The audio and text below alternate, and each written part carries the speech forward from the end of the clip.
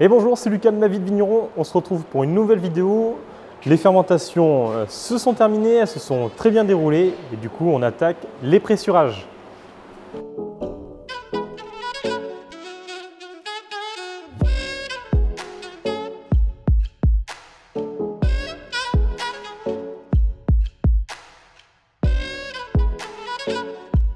Donc je disais, les fermentations sont terminées.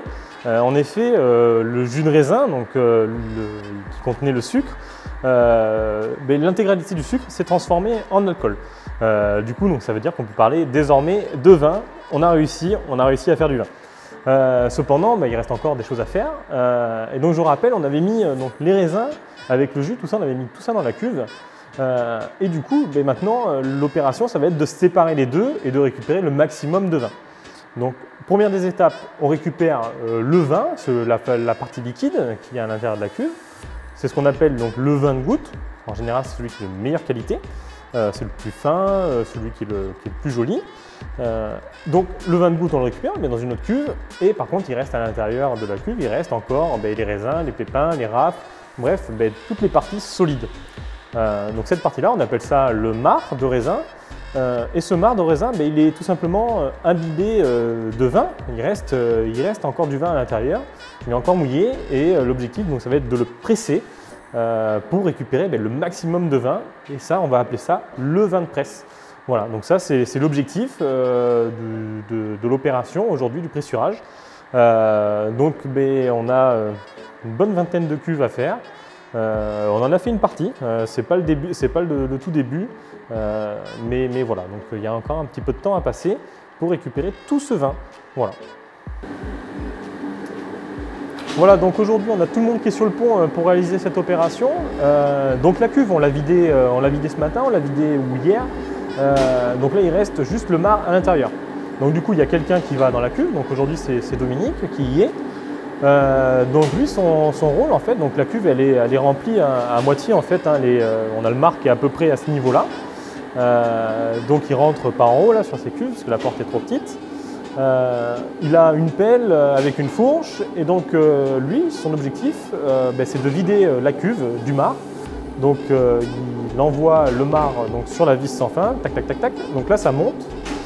Ensuite, ça tombe dans la cage qui est derrière. Donc là, il y a Rudy qui se trouve dessus et qui s'occupe, lui, de répartir les raisins pour pas que ça fasse un chapiteau et que ça déborde. Et ensuite, cette cage, elle est sur roulette et on va pouvoir la rouler jusqu'au pressoir où on va la presser pour récupérer le vin.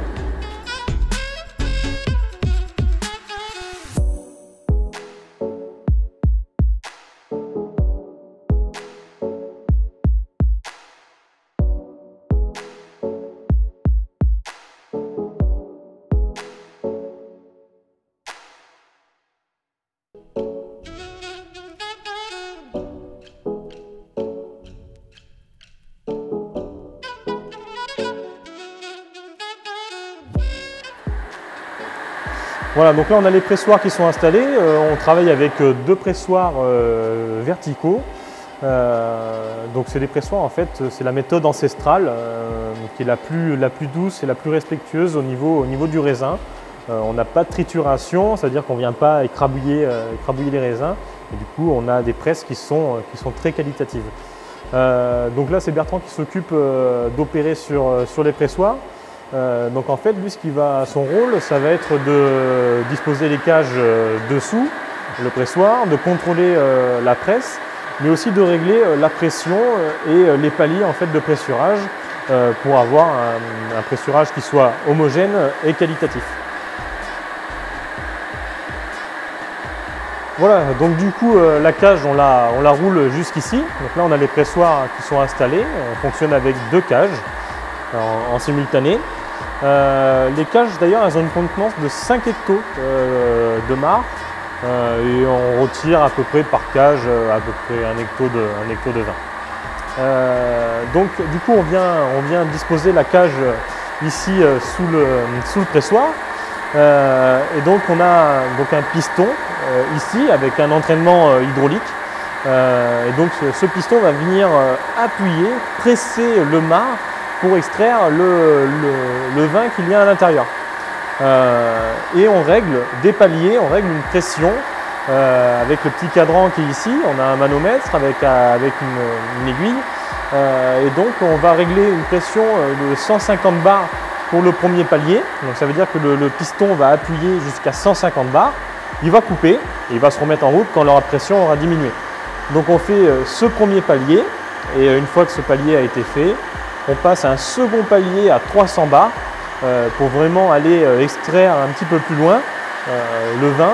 Et une fois que ce palier à 300 bars a été atteint, on coupe, on remonte le piston et à ce moment-là on peut sortir la cage à l'extérieur et on peut vider le marc de la cage. Donc on ne monte pas plus haut en pression parce qu'après on n'a pas d'intérêt à le faire parce que sinon on va aller chercher des tanins contenus dans les pépins qui sont en général plus amers et qui ne sont pas intéressants pour le type de vin qu'on souhaite élaborer. Et c'est pour ça que nous on a décidé de travailler avec cette méthode.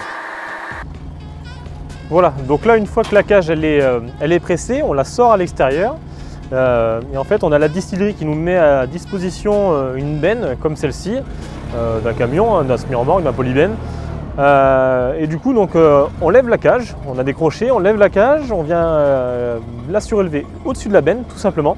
Et à ce moment-là on dévisse on décroche les petits crochets et on a le marc pressé qui est contenu à l'intérieur qui tombe dans la benne. Voilà, donc on n'a pas de manutention à faire de ce côté-là, c'est vraiment très pratique sur ce type de pressoir.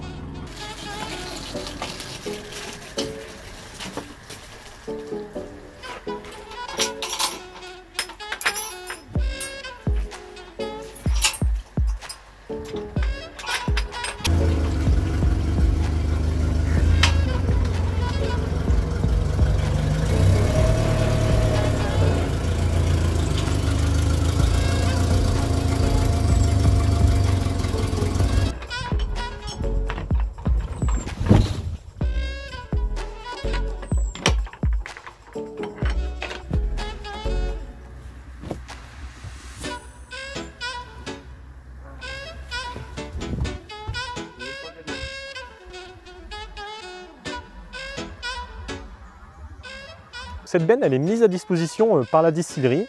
En fait, la distillerie qui est sur une commune voisine, elle n'est pas très loin d'ici, elle s'occupe de récupérer le marc de raisin, elle récupère aussi la lie ou les bourbes, voilà, en fait tous les déchets qu'on pourrait avoir au niveau du chai. Elle récupère tout ça pour ensuite le distiller. Parce qu'il va y avoir des débouchés, des applications pour ce type de produit. Donc elle va notamment récupérer l'alcool qui est à l'intérieur, l'éthanol. Ça va servir notamment à faire rouler, c'est un carburant, hein, faire rouler des autobus sur le secteur au bioéthanol. Donc c'est un type d'application, ça peut être aussi pour l'industrie pharmaceutique. Ou encore pour les cosmétiques. Voilà, on a la marque Caudalie qui utilise pas mal de dérivés de la vigne, que ce soit les anthocyanes, les tanins, les choses comme ça. Et bien en fait, tout ça c'est contenu à l'intérieur de ce marc-là.